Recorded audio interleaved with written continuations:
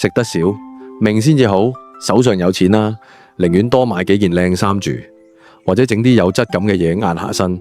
但食嘅嘢一定要簡單，唔好賺一點錢就即刻塞滿個肚。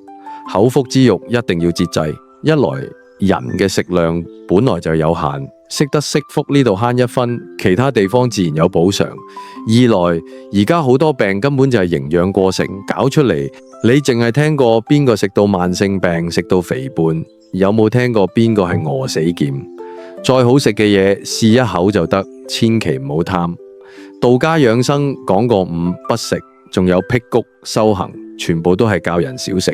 一食多，氣血就全部湧去脾胃，消化腦袋同心神即刻變到混沌，成日攰想瞓。如果消化唔到，仲會造成身體淤堵。除咗滿足一時口癮，食多真係有百害而無一利。我自己先天脾胃虛弱，以前以為虛就要補狂，食各種補品，結果越補越虛，成日瞓唔醒，腦唔清，夜晚明明攰到爆又瞓唔着，免疫力低，嚴重時連講句話都無氣無力。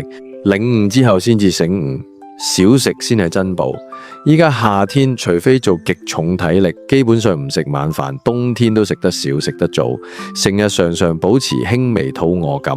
神奇係身體唔單止冇變差，反而越來越好，瞓得香，精神集中，中氣十足，小病小煩惱。用自己親身經歷話你知，食得少等於活得耐，活得耐先至真正食得多。